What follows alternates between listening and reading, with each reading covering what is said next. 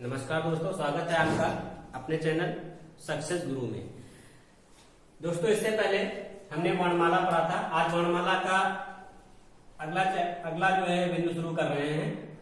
वर्णमाला के अंतर्गत हम लोग व्यंजन की चर्चा करेंगे। व्यंजन से पहले स्वर की जानकारी अगर आप चाहते हैं तो इससे पहले हमारा वीडियो जो आपको प्राप्त हो चुका है हमारे चैनल पे पहले से अपलोड है, आप उसको देख सकते हैं, वहां से स्वर की पूरी जानकारी प्राप्त कर सकते हैं। दोस्तों, आज हम शुरू करते हैं व्यंजन के बारे में। आज हम लोग वर्णमाला के अंतर्गत व्यंजन की चर्चा करेंगे और इससे संबंधित जो भी प्रश्न होते हैं, जैसे भी प्रश्न होते हैं, उसके बारे में छोटी सी चर्चा करेंगे और व्यंजन को आपको कैसे पढ़ना है, कितना पढ़ना है, वो सारी बातें आज आपको बताई जाएंगी। तो दोस्तों, शुरू करते हैं व्यंजन। सबसे पहले व्यंजन की हम लोग परिभाषा की बात करेंगे कि व्यंजन कहते किसको हैं। तो जिस प्रकार से हमने कहा था स्वर की परिभाषा, तो आप लोगों ने पढ़ा होगा स्वर की परिभाषा कि बिना किसी सहायता के उच्चारित होने वाले वर्णों को स्वर कहते हैं। तो व्यंजन की जब परिभाषा देंगे तो हम कहेंगे स्वरों की सहायता से उच्चारित होने वाले वर्ण, स्वरों की सहायता से उच्चारित वर्ण व्यंजन कहलाते हैं। व्यंजन की परिभाषा है कि स्वरों की सहायता से उच्चारित वर्ण व्यंजन कहलाते हैं, या दूसरे शब्दों में यह कहें कि जिन वर्णों का उच्चारण करने में हमें स्वर की सहायता लेनी पड़ती है उन्हें हम व्यंजन कहते हैं। तो दोस्तों, ये तो बात होगी व्यंजन की परिभाषा के बारे में, या हम कैसे समझेंगे कि व्यंजन किसे कहते हैं, ये उसकी बात होगी कि व्यंजन किसे कहते हैं। अब हम बात करेंगे व्यंजन के प्रकार। अक्सर आपके पेपर में प्रश्न आता है कि व्यंजन, हिंदी वर्णमाला में व्यंजन कितने प्रकार के होते हैं। तो बहुत से स्टूडेंट्स कंफ्यूज रहते हैं कि 2 प्रकार, 3 प्रकार, 4 प्रकार, अलग अलग किताबों में अलग अलग प्रकार दिए गए। लेकिन मैं आपको बताना चाहूंगा कि व्यंजन के प्रकार से अगर आपके पेपर में प्रश्न आता है तो आप वहां लिखेंगे व्यंजन मुख्यतया 3 प्रकार के होते हैं। दोस्तों, व्यंजन मेनली जो है वो 3 ही प्रकार के होते हैं, और वो 3 प्रकार कौन कौन से होते हैं जरा उसको मैं एक चार्ट के माध्यम से देखेंगे और उसको समझेंगे।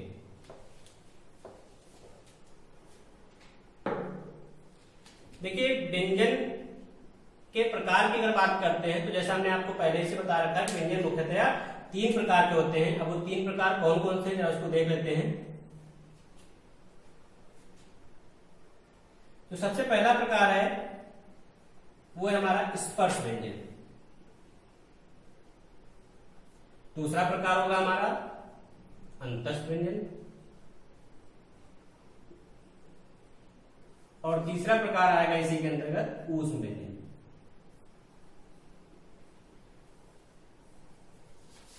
तो दोस्तों, व्यंजन मुख्यतः कितने प्रकार के होते हैं? 3 प्रकार के होते हैं, स्पर्श व्यंजन, अंतस्थ व्यंजन, ऊष्म व्यंजन। स्पर्श व्यंजनों को हम अन्य नाम से भी जानते हैं। स्पर्श व्यंजन को हम वर्गीय व्यंजन भी कहते हैं। स्पर्श व्यंजनों को हम लोग वर्गीय व्यंजन भी कहते हैं। अब बात आती है, ये तो आपके व्यंजन के प्रकार हो गए, 3 प्रकार के हो गए। अब बात आती है व्यंजनों की संख्या के बारे में। जब संख्या के बारे में बात करेंगे तो पहले हम पढ़ेंगे इन तीनों के अंतर्गत कौन कौन से व्यंजन रखे जाते हैं, इन तीनों के अंतर्गत कौन कौन से व्यंजन आते हैं उनको पढ़ेंगे, फिर उनको काउंट कर सकते हैं तो संख्या की बात समझ जाएंगे। तो देखिए, बात करते हैं स्पर्श व्यंजनों की या वर्गीय व्यंजनों। जैसा कि नाम से ही लग रहा है, स्पर्श व्यंजन अर्थात ऐसे व्यंजन जिनका उच्चारण करने में जो जिह्वा है वो हमारे मुख के किसी न किसी भाग को स्पर्श करती हो, चाहे वो कंठ को स्पर्श करती हो, तालु को स्पर्श करती हो, मूर्धा को स्पर्श करती हो, किसी न किसी उच्चारण स्थान यानी किसी न किसी उच्चारण के भाग को स्पर्श करती है, तो उसे कहते हैं स्पर्शी व्यंजन। चूंकि इसका नाम वर्गीय व्यंजन में रखा गया है तो इसके पीछे एक लॉजिक है। आपको पता है कि हिंदी वर्णमाला में जो है स्वर और व्यंजनों का अलग अलग एक समूह है, और अगर हम व्यंजनों की बात करते हैं तो व्यंजन कई वर्गों में विभक्त है।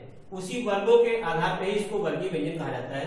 तो एक प्रश्न आपके पेपर में अक्सर पूछा जाता है कि हिंदी वर्णमाला में व्यंजन के कितने वर्ग पाए जाते हैं। दोस्तों, हिंदी वर्णमाला में व्यंजन के 5 वर्ग हैं। क वर्ग, च वर्ग, ट वर्ग,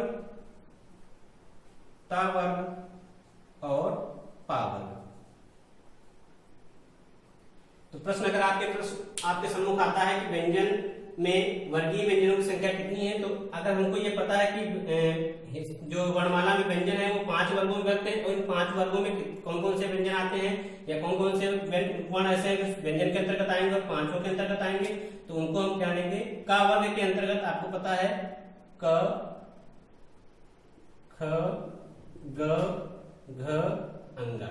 इस प्रकार से चा वर्ग के अंतर्गत च छ ज झ ञ। टा वर्ग के अंतर्गत ट ठ ड ढ ढ़। ता वर्ग के अंतर्गत त थ द ध और न। पा वर्ग के अंतर्गत प फ ब भ और म।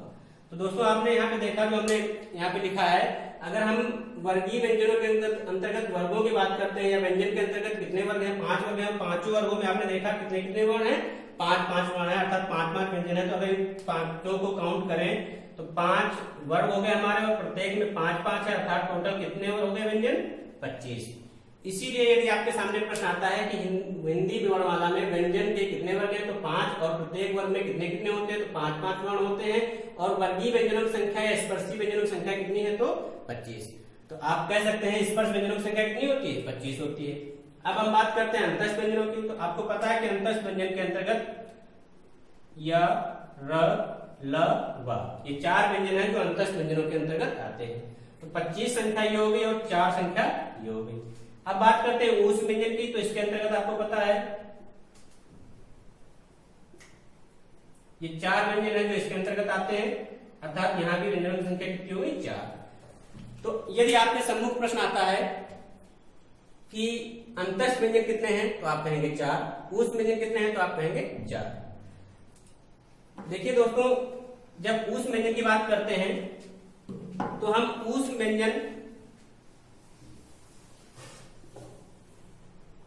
व्यंजन को हम और भी कुछ कह सकते हैं, संघर्षी व्यंजन भी कहते हैं। और संघर्षी व्यंजन हो अथवा ऊष्म व्यंजन हो तो इस संख्या कितनी होती है, 4 होती है।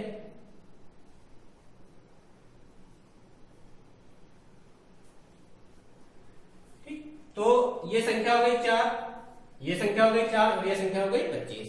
तो यदि अब आपसे प्रश्न पूछ दिया जाए कि हिंदी वर्णमाला में व्यंजनों की संख्या कितनी होती है, तो आप काउंट कर सकते हैं 25, 4 29 और 4 33। अतः हम व्यंजनों की संख्या मुख्यतः कितनी कहते हैं, 33। तो यदि आपके सामने पेपर में प्रश्न आता है कि व्यंजनों की संख्या कितनी होती है, तो कितनी होती है, 33 होती है। ठीक दोस्तों, ये आपने देखा होगा चार्ट हमने बनाया है, ये व्यंजन के प्रकार का है। अगर मुख्यतः व्यंजन के प्रकार पूछे जाते तो आपका आंसर क्या होगा, 3 होगा। अगर आप इसका स्क्रीनशॉट लेना चाहते हैं तो ले लीजिए, ताकि इसके आगे पढ़ाएं।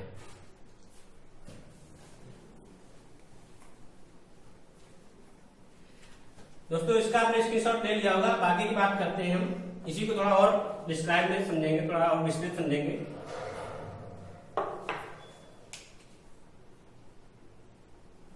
दोस्तों हमने व्यंजन के बारे में आपको बताया कि व्यंजन के कितने प्रकार होते हैं, मुख्यतः 3 प्रकार होते हैं। तीनों प्रकार हमने आपको लिखे, स्पर्शी या वर्गीय व्यंजन, अंतस्थ व्यंजन और ऊष्म व्यंजन। स्पर्शी व्यंजन या वर्गीय व्यंजन में आपने पढ़ा संख्या कितनी होती है, 25। अंतस्थ व्यंजनों की संख्या होती है 4 और ऊष्म व्यंजनों की संख्या होती है 4।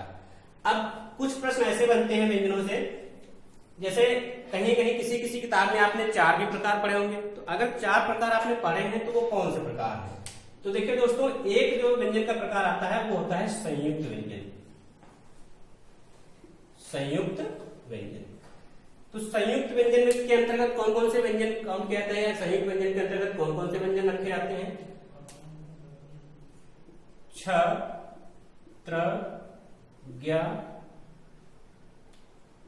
और स्र। दोस्तों ये जो 4 व्यंजन आपके सामने दिख रहे हैं वो संयुक्त व्यंजन है, या इन्हीं को हम अन्य नाम से भी जानते हैं। आपके एग्जाम में अन्य नाम से भी पूछा जा सकता है, तो उसको भी जानना बहुत जरूरी है। जिसको कहते हैं संयुक्ताक्षर, ये संयुक्ताक्षर भी होते हैं।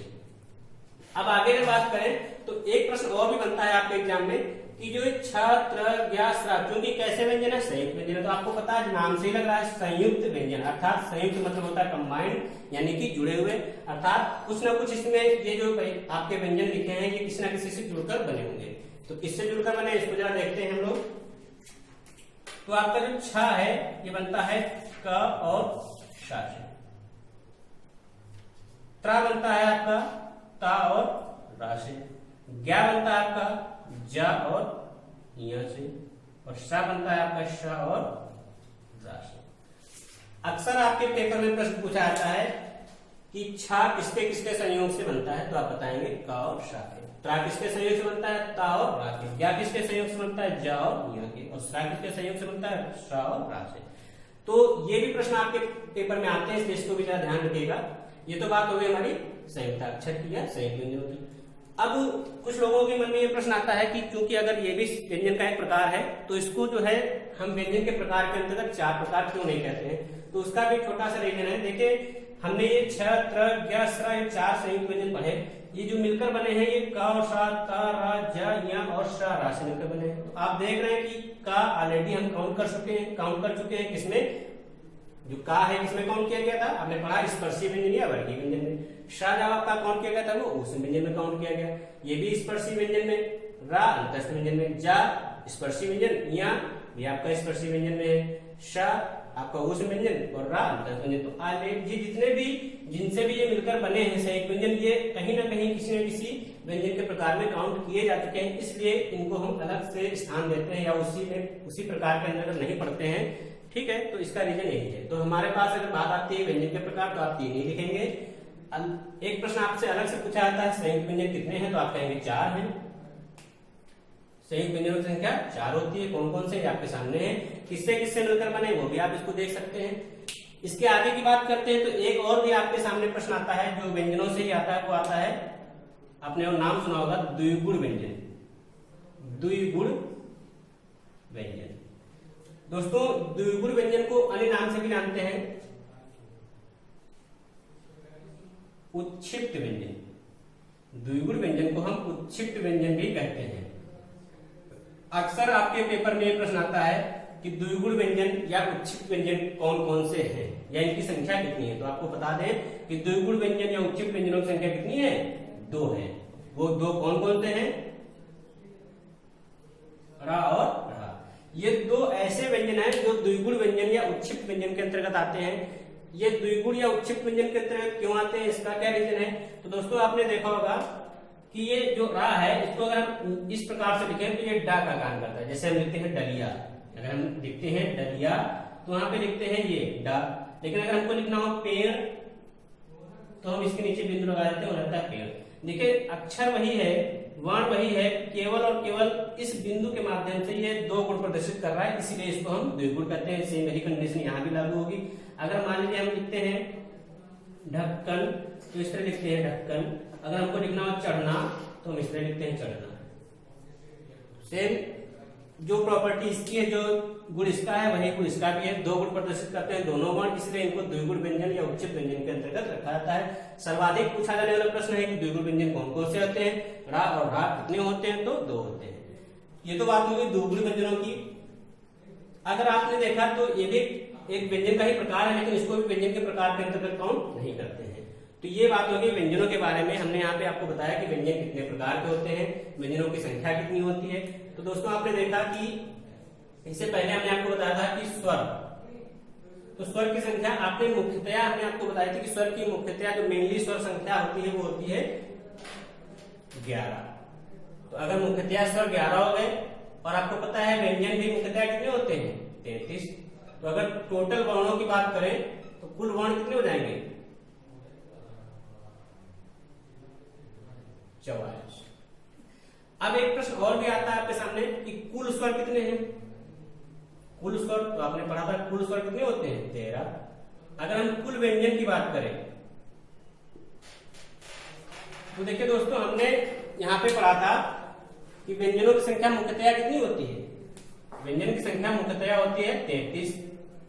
ठीक, 33 के बाद हमने एक ये प्रकार आपको पढ़ाया, कितने इसमें 4, इसमें काउंट कर दीजिए। कुल की बात क्योंकि हम कर रहे हैं, क्योंकि हम जब कुल की बात कर रहे हैं तो कुल जितने भी सब इसमें काउंट किए जाएंगे। तो 33 और प्लस 4, 2 ये भी हमने पढ़े तो ये भी इसके अंतर्गत आएंगे, तो ये भी 2 हो गए। तो 33 4 37 और 37 2 39।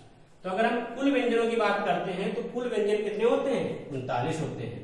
तो अगर कुल व्यंजन हमारे 39 हो गए तो वर्णमाला में कुल वर्ण कितने हो जाएंगे, तो आप इसको ऐड कर दीजिए तो हो जाएंगे 52। तो यहीं से आपका प्रश्न बनता है कि वर्णमाला में कुल वर्णों की संख्या कितनी है। तो वर्णमाला में कुल वर्णों की संख्या 52 है। और वर्णमाला में मुख्यतया वर्ण कितने हैं तो 44 हैं। मूल स्वर कितने हैं, मुख्यतया स्वर कितने हैं तो 11, मुख्यतया व्यंजन कितने हैं 11, कुल स्वर कितने हैं 13 और कुल व्यंजन कितने हैं 39। दोस्तों यहाँ तक आपने समझा होगा कि व्यंजनों के प्रकार, व्यंजनों की संख्या के बारे में पढ़ा। अब हम नेक्स्ट पढ़ेंगे व्यंजन वर्णों या जितने भी हमारे वर्ण हैं, जो मुख्यतया वर्ण है 44, इन वर्णों का उच्चारण स्थान क्या है। हम व्यंजन वर्णों या मुख्य वर्णों के उच्चारण स्थान के बारे में बात करेंगे। ठीक है दोस्तों,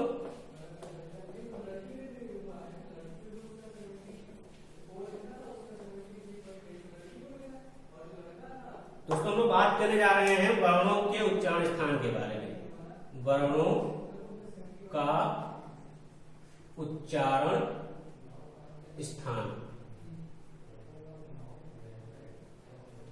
फ्रेंड्स, इस टॉपिक से या इस जो ये हमारा जो सब टॉपिक है वर्णों का उच्चारण स्थान, इससे कई प्रश्न आपके पेपर में आते हैं। किसी भी एग्जाम की बात करें, चाहे यूपी ट्रिपल की बात करें या लेखपाल की बात करें, यूपीपी की बात करें, यूपीएसआई की बात करें, किसी भी एग्जाम की, यूपी टेट, सुपर टेट, किसी भी एग्जाम की अगर बात करते हैं तो इस जो टॉपिक यहाँ पे आपके सामने दिख रहा है वर्णों का उच्चारण स्थान, इससे कई प्रश्न आते हैं और हर एग्जाम में आते हैं, चाहे वो 1 नंबर का ही क्यों ना है, लेकिन आते जरूर है। तो इसकी बात करेंगे, इसको जरा ध्यान से पढ़ेंगे।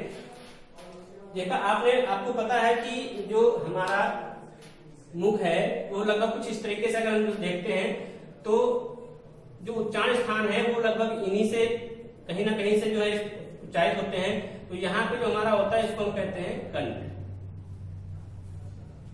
तो कुछ वर्ण ऐसे हैं जो कंठ से निकलते हैं। चलो उच्चारण स्थान की बात करें तो पहले उच्चारण स्थानों के बारे में जान लेंगे, तभी उसके वहां से उच्चारित होने वाले उन स्थानों से उच्चारित होने वाले वर्णों के बारे में जानेंगे।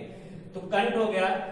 आपको पता है कि ये यहाँ पे हमारे ओष्ठ होते हैं, तो कुछ वर्ण ऐसे होते हैं जो ओष्ठ से निकलते हैं, ओष्ठ से उच्चारित होते हैं। ओष्ठ के बाद दंत होगा, एक स्थान दंत होगा।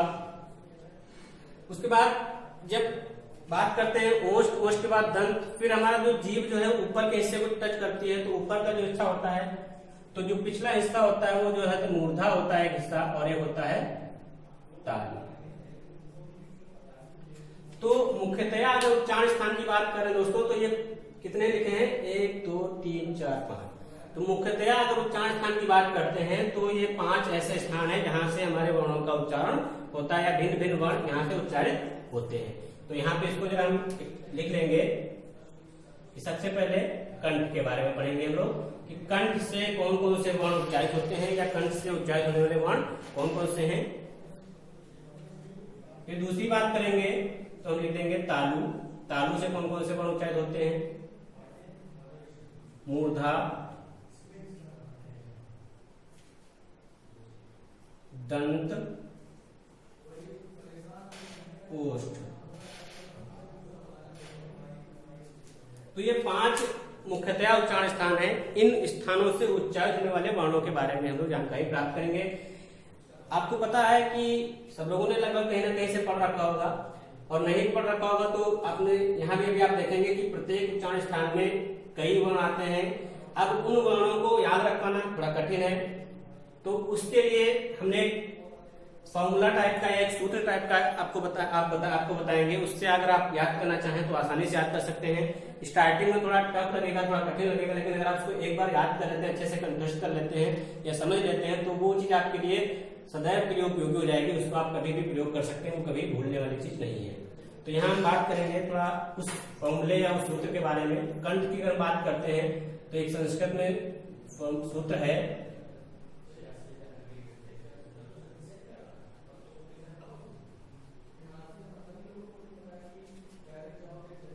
अकुह विसर्जनीय नाम कंठा। अकुह विसर्जनीय नाम कंठा। ये जो सूत्र लिखा है आपके सामने, जो एक श्लोक टाइप का दिख रहा है, सूत्र टाइप का शब्द लिखा आपको दिख रहा है, ये शब्द ही अपने आप में सारे वर्णों को बताएगा कि कौन कौन से वर्ण हैं जो कंठ से उच्चारित होते हैं। इसको थोड़ा विस्तारित रूप से हम समझेंगे कैसे। तो देखिए दोस्तों, आपको दिख रहा होगा सबसे पहले आ। तो इस आ का मतलब है कि आ वर्ग, अर्थात आ और बड़ा आ, यानी कि अ और आ, ये दोनों वर्ण जो है कहां से उच्चारित होंगे, कंठ से उच्चारित होंगे। फिर आपको दिख रहा है कु। कु का मतलब अर्थात क वर्ग, दोस्तों वर्ग के बारे में आपको पहले बता रखा है। का वर्ग का मतलब है का के अंतर्गत जो 5 वर्ण आते हैं, क्योंकि हमने आपको बताया अभी कि व्यंजन में जितने वर्ग होते हैं प्रत्येक वर्ग में 5-5 वर्ण होते हैं। का वर्ग में भी 5 होंगे, क, ख, ग, घ, ङ। तो इन 5 वर्णों का उच्चारण स्थान क्या होगा? कंठ होगा। फिर हा अर्थात हा, हा का उच्चारण स्थान भी कंठ से ही होता है। फिर लिखा है विसर्ज अर्थात विसर्ग। तो दोस्तों जैसा कि आपने यहाँ पे देखा कि अ से दोनों अ, उ अर्थात का वर्ग, हा अर्थात हा, विसर्ग अर्थात विसर्ग, यानी कि इतने वर्णों का, जितने वर्ण आपको यहाँ पे दिख रहे हैं, इन वर्णों का उच्चारण स्थान क्या है? कंठ है।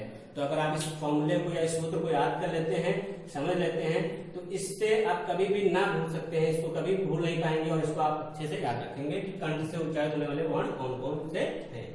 इसी तरीके से हम तालु की बात करते हैं, तो तालु में भी एक होता है सूत्र इचुय शानाम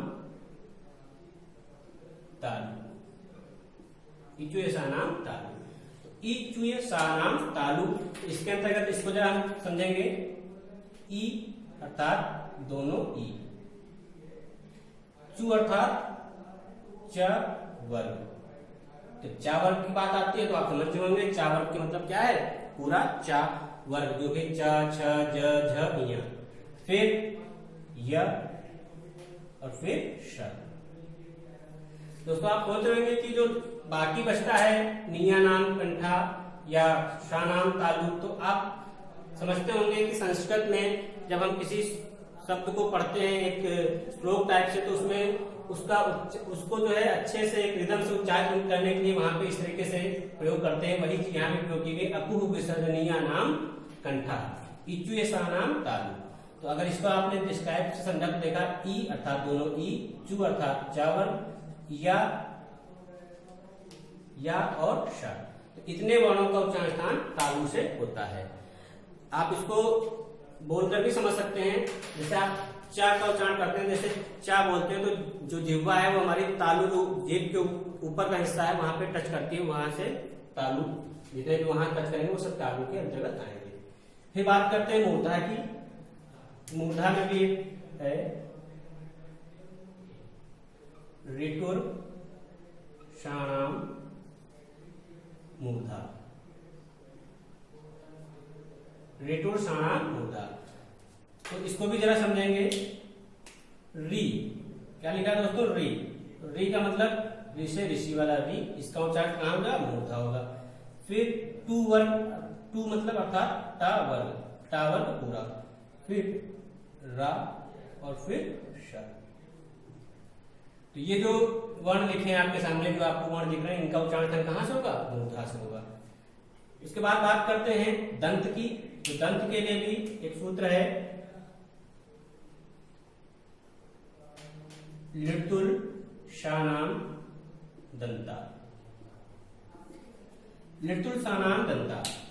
तो अगर हम इसको भी समझें तो सबसे पहला जो हमारा वर्ण लिखा है वो लिखा है ली। तो दोस्तों ये जो ली है ये भी एक स्वर होता है, क्योंकि हम हिंदी पढ़ रहे हैं तो हिंदी में इस स्वर को अब इसको नहीं पढ़ते हैं, क्योंकि जो भी हमने आपको सारे सूत्र बताए हैं ये आपको दिख रहे होंगे कि संस्कृत से लिए गए हैं, इसलिए संस्कृत में ली स्वर होता है, इसलिए उसको यहाँ पे लिखा गया है। क्योंकि अगर आप इसको याद रखें तो अच्छी बात है, नहीं याद रखते हैं तो कोई दिक्कत नहीं है। आपको याद रखना है मेन तू अर्थात ता वर्ग और फिर ला और फिर श। इन वर्णों का उच्चारण स्थान कहां से होगा? दंत से होगा, अर्थात दंत के माध्यम से इनका उच्चारण होगा। बिना जिह्वा दंत को टच किए इन वर्णों का आप उच्चारण सही से नहीं कर पाएंगे। नेक्स्ट बात आती है ओष्ठ की। तो ओष्ठ के लिए भी है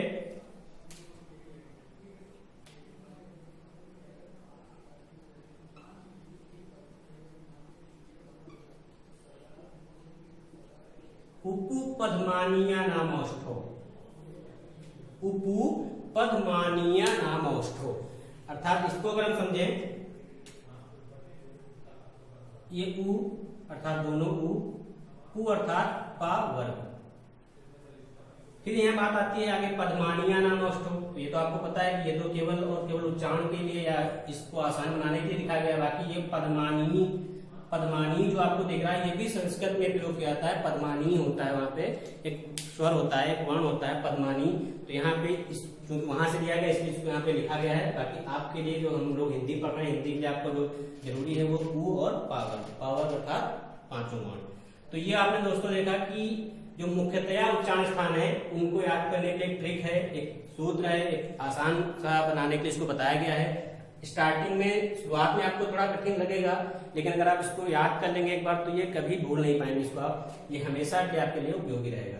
दोस्तों ये तो हमारे मुख्य उच्चारण स्थान की बात हो गई जो 5 है, इसके अलावा भी कुछ है उनको भी आगे हम बताएंगे। उससे पहले अगर आप इसका स्क्रीनशॉट लेना चाहते हैं तो ले लीजिए ताकि आगे फिर बताया जाए।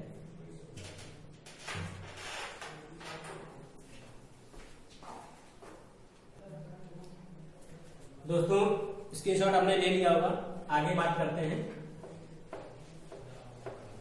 तो ये आपने जो अभी तक देखा ये वर्णों के उच्चारण स्थान थे, मुख्यतया वर्णों के उच्चारण स्थान थे जो मेनली हमको पढ़ने रहते हैं। इसके अतिरिक्त भी कुछ उच्चारण स्थान है जो अक्सर पेपर में पूछे जाते हैं, उनको जरा देखते हैं कौन कौन से हैं।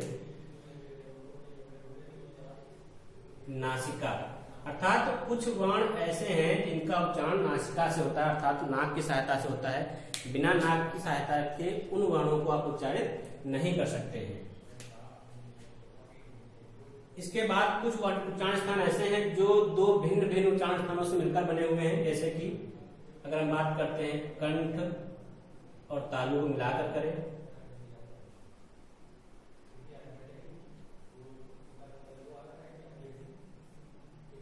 दंत और ओष्ठ को मिलाकर करें,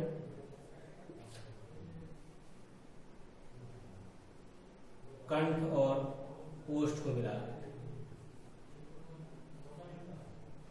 तो ये मुख्यतया के बाद ये 4 उच्चारण स्थान ऐसे हैं जो भी हमको पढ़ रहे हैं, इनके द्वारा भी प्रश्न पूछे जाते हैं, इनके माध्यम से भी आपके पेपर में प्रश्न आते हैं।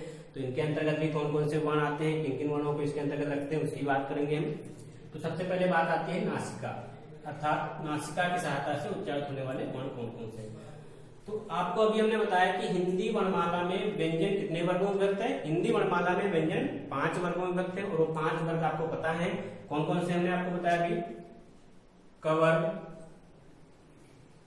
चवर्ग, टवर्ग, तवर्ग और पावर्ग। इन 5 वर्गों के अंतर्गत 5-5 वर्ण आते हैं और उन हर वर्ग का, प्रत्येक वर्ग का 5वां अक्षर, 5वां वर्ण या 5वां अक्षर किसके अंतर्गत आएगा, नासिका के अंतर्गत आएगा। तो इसको एक बार हम ऐसे भी कह सकते हैं कि प्रत्येक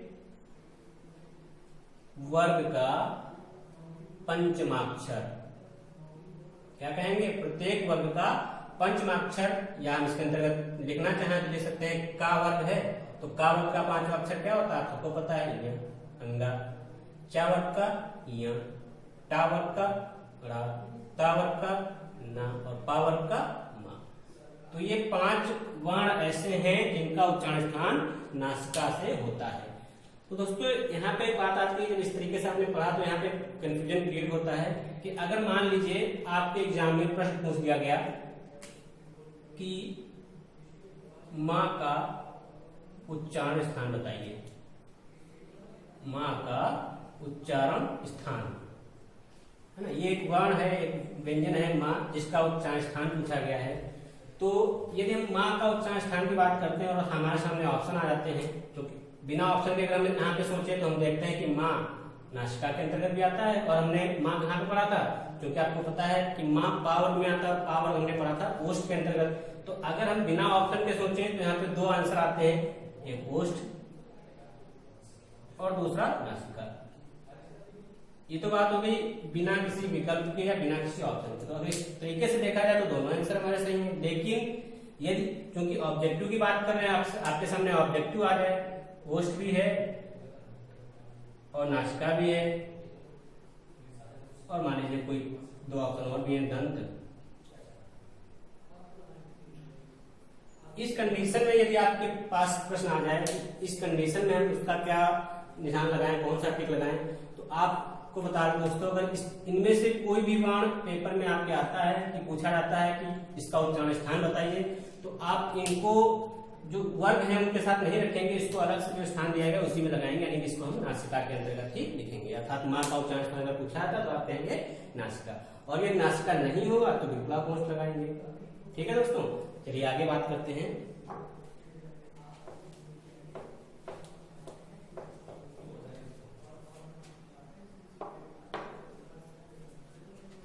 अब बात करते हैं कंठ और तालु की, अर्थात ऐसे कौन कौन से वर्ण हैं, ऐसे कौन कौन से व्यंजन हैं जो कंठ तालु के अंतर्गत आते हैं। तो इसके लिए भी एक सूत्र है, आप याद करना चाहें तो याद कर सकते हैं, बाकी नहीं याद करते तब भी कोई दिक्कत नहीं।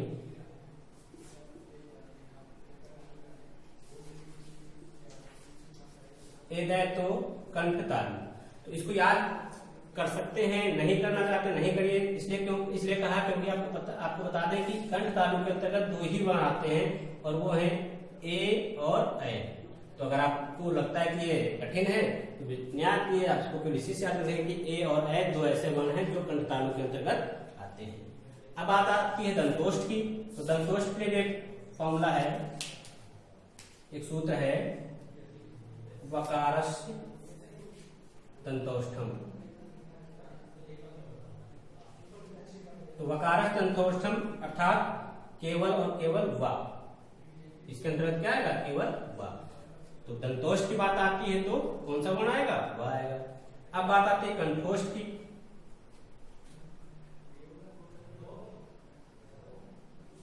तो इसके लिए फॉर्मूला है ओदौतो कंठोष्ठम।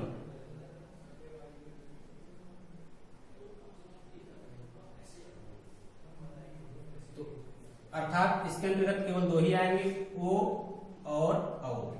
ये दो वर्ण ऐसे हैं जो कंठ ओष्ठ के अंतर्गत उच्चारित होते हैं, यानी कि इन दोनों वर्णों को हम उच्चारण देंगे तो कंठ की भी सहायता लेनी पड़ती है और ओष्ठ की सहायता लेनी पड़ती है। अर्थात ये दोनों वर्णों का उच्चारण कंठ और ओष्ठ दोनों जगहों से होता है। ये दोनों, ये सिंगल वर्ण जो है वह ये दंतोष्ठ है और ये दोनों वर्ण कंठ तालु है। दोस्तों ये हो गया उच्चारण स्थान की बात, अर्थात यहाँ तक आपने जो भी पढ़ा ये सब उच्चारण स्थान के अंतर्गत आएगा और प्रत्येक एग्जाम में, प्रत्येक पेपर में आपसे 1 नंबर का इससे प्रश्न अक्सर पूछा जाता है, अवश्य पूछा जाता है। तो दोस्तों यहाँ तक आपने जो अभी तक हमने पढ़ा वो हमने पढ़ा व्यंजन, व्यंजन की परिभाषा, व्यंजन की संख्या, व्यंजन के प्रकार और व्यंजनों का उच्चारण स्थान। इसके आगे हम लोग पढ़ेंगे नेक्स्ट वीडियो में। यहाँ तक आज के लिए इतना ही। अगर आपको ये मेरा वीडियो अच्छा लगा हो, आपको लगा हो कि जो भी यहाँ बताया गया वो उपयोगी है, तो आप इस वीडियो को लाइक करें, शेयर करें और हमारे चैनल को सब्सक्राइब करें और इसके साथ साथ बेल आइकन को जरूर प्रेस कर दें ताकि जो समय समय पर हम लोग वीडियो डालते हैं उसका नोटिफिकेशन आपको मिलता रहे।